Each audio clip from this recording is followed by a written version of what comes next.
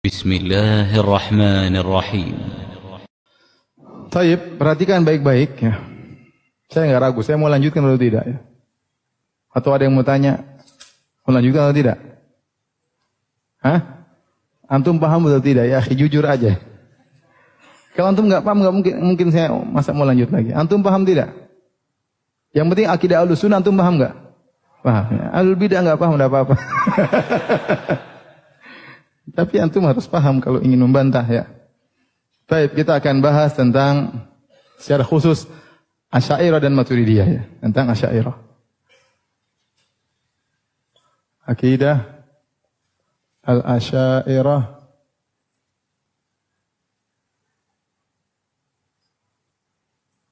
Al-Mutaakhirin.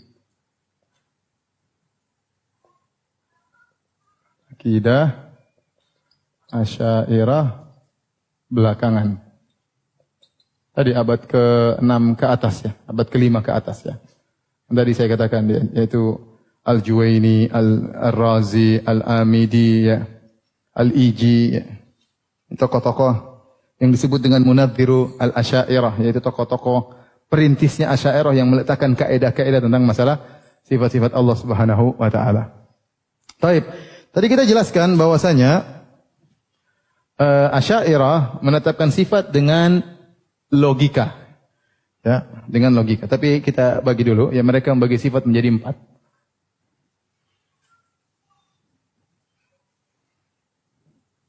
Yang pertama mereka mengatakan sifat nafsiyah.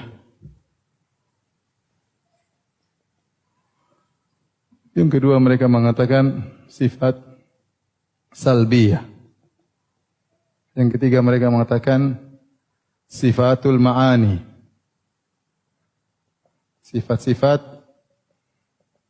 makna-makna. Kemudian yang terakhir mereka sebut as-sifat al-ma'nawiyah. Beda sifat-sifat makna dengan sifat-sifat ma'nawiyah. Baik. Yang disebut dengan sifat nafsiyah yaitu sifat yang menunjukkan nafs, jiwa, zat, maksudnya sifat zat. Allah memiliki apa? Zat. Allah memiliki zat. Kemudian mereka namakan sifatul ma'ani. Mereka gunakan istilah al-ma'ani terutama untuk membantah Mu'tazilah. Membantah Mu'tazilah. Karena Mu'tazilah mengatakan apa? Nama Allah tanpa apa? Tanpa makna. Mu'tazilah yang mengatakan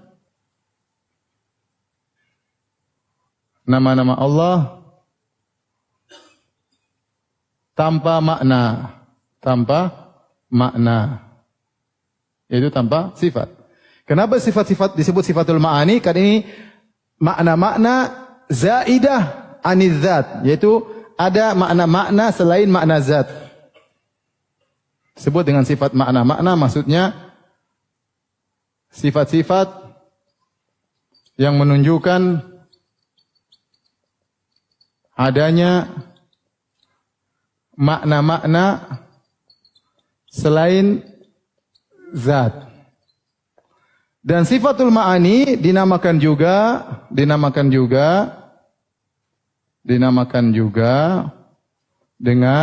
sifat zatiyah. Karena dia tidak sifat-sifat tersebut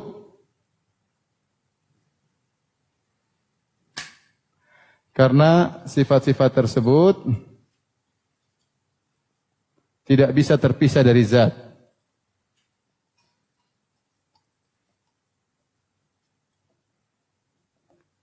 Nah, sifat-sifat inilah yang ditetapkan dengan logika. Yang mereka tetapkan dengan logika. Akal semata. Bagaimana? Perhatikan sini. Mereka melihat alam. Ada alam yang megah. Ya. Alam yang megah ini menunjukkan ada kudrah. Ya, alam yang megah ini menunjukkan apa? Menunjukkan adanya kudrah.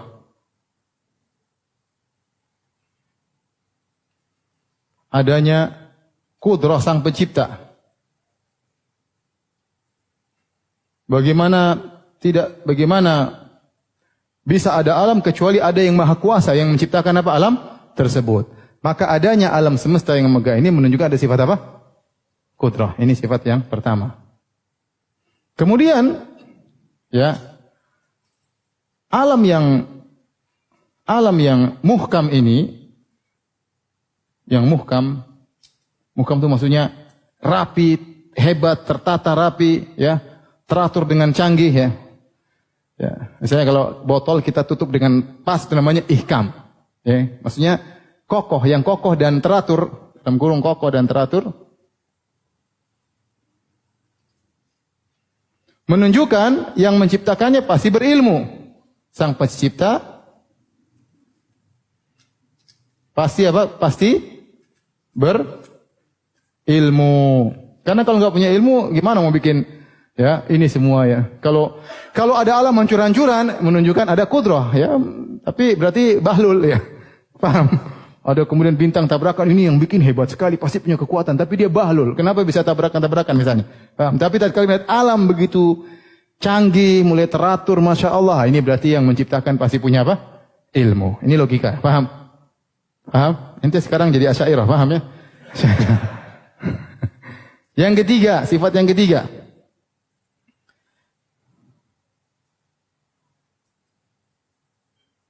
Yang ketiga, adanya perbedaan atau variasi, adanya variasi bentuk, variasi waktu kemunculan. Maksudnya waktu kemunculan, maksudnya variasi bentuk, ada hewan, ada manusia laki-laki, ada perempuan, namanya variasi bentuk. Variasi kemunculan, ada yang muncul 5 tahun yang lalu, ada yang lahir 100 tahun yang lalu, kemunculannya beda-beda, paham?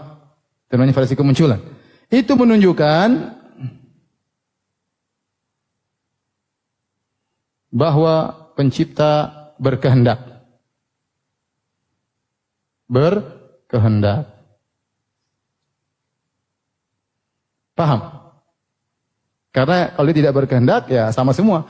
Jadi manusia laki semua, paham enggak? Laki ada perempuan, ada hewan, ada kambing, ada betina, berarti Tuhan ini punya kehendak. Sifat apa? Al-iradah. Makanya kita kasih nama sini apa? Sini namanya al-qudrah. Yang ini apa? Al-ilmu. Yang ini apa? Al-iradah. Ya. Tatkala ada tiga sifat ini, kalau ada sesuatu yang punya iradah, kemudian punya ilmu, punya kudrah, pasti dia memiliki sifat al-hayat. Dia pasti maha hidup. Paham? Logika. Ini sifat yang keempat. Paham? Ini logika mereka. Nah, namanya maha hidup, cuma dua kemungkinan. Buta atau melihat. Tuli atau mendengar. Ya. Tuli atau mendengar. Berbicara atau tidak. Kata mereka, Tuhan yang maha hidup, yang maha sempurna, maka harus memiliki tiga sifat yang lain, yaitu apa? As-sama, kemudian al-basar, kemudian al-kalam. Maka jadilah 7 sifat. Paham Bapak-bapak dan Ibu-ibu? 5, 6, 7.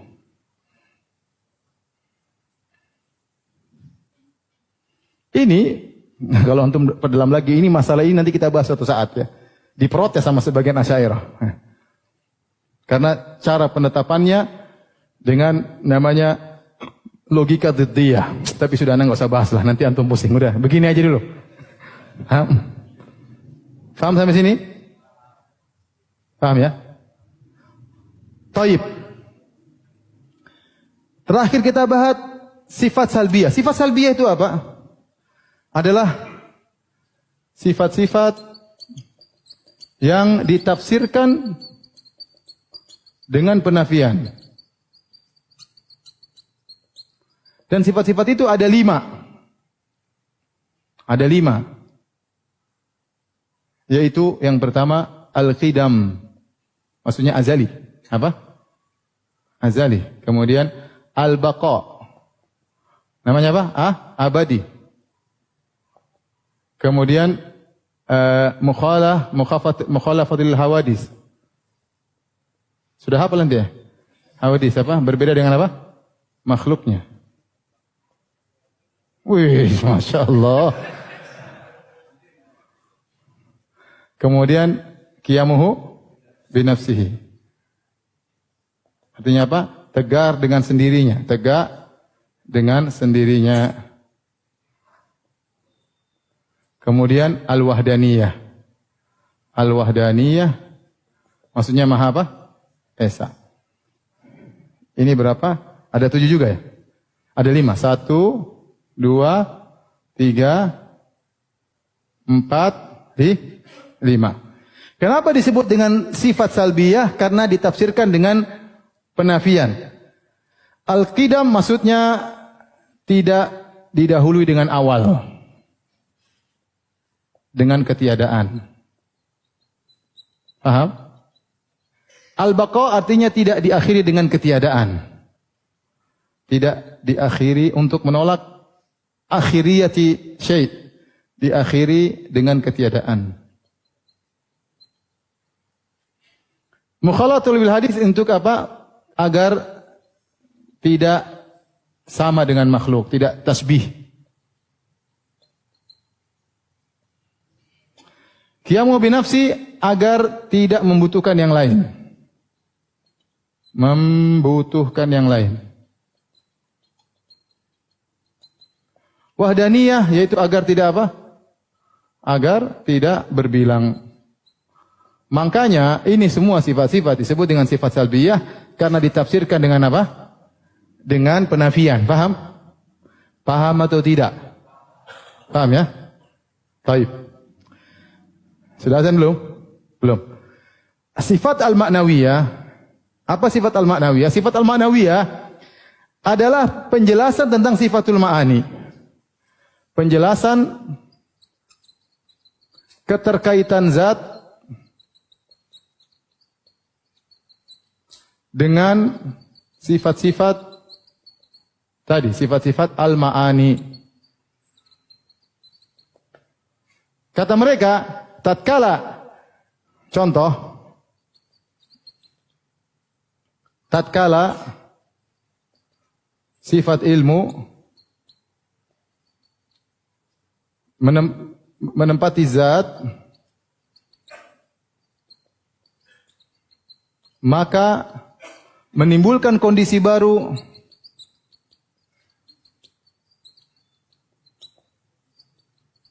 yaitu kaunuhu aliman, yaitu kondisi zat yang berilmu atau memiliki ilmu. Dari sini kita tahu bahwasanya sifat apa ini? Sifat ma'nawiyah itu penjelasan dari sifatul ma'ani. Maka dari sini ada 7 sifat. Ada 7 sifat. Sesuai dengan sifatul ma'ani. Yang tadi pertama apa? Ilmu, al-qudrah. Berarti kaunuhu qadiran. Kaunuhu apa? Qadiran, yang artinya kondisinya yang memiliki kudrah. Yang kedua kaunuhu aliman. Kondisinya zat yang memiliki apa? Ilmu. Yang ketiga kaunuhu apa? Muridan. Yaitu kondisi zat yang memiliki apa? Kehendak. Ini semua kondisi-kondisi. Kemudian apa? Kaunuhu hayyan. Kondisinya yang maha hidup. Kemudian kaunuhu sami'an. Kondisinya yang maha mendengar. Kaunuhu basiran. Kemudian kaunuhu apa? Mutakalliman. berbicara. Kita hitung lagi, ada berapa ini?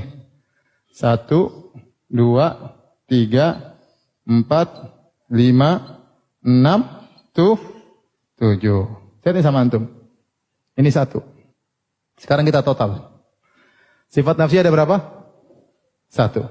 Sifat salbi ada berapa? 1 tambah 5 berapa? 6. Sifat ma'ani ada berapa? 7. 6 tambah 7? 13. Ya. Kenapa 13? Ada yang menolak ini. Ini ngapain dibahas katanya? Ini khilaf di antara mereka. Ada yang mengatakan kita tetapkan. Di antaranya sebagian ulama Asy'ariyah, sebagian mengatakan tidak kita tetapkan. Seperti Abu Hasan Asy'ari, enggak perlu kita tetapkan ini. Karena ini mirip dengan ahwal Abi Hashim. Seperti tokoh Mu'tazilah. Maka mereka tolak, mereka bilang sifat cuma 13. Paham? Sebagian ulama Asy'ariyah mengatakan kita tetapkan yang ini. Karena ini menjelaskan ini. Kenapa mereka tetapkan ini? Untuk membantah Mu'tazilah. Untuk membantah Mu'tazilah. Mereka menetapkan sifat ini untuk membantah Mu'tazilah sebagai penjelasan dari sifat ini, maka tambah lagi 7 menjadi berapa? 13 tambah 7? 20. Maka itulah sifat apa? 20. Sebenarnya sifat itu semua hanya 7 doang. Ini saja intinya.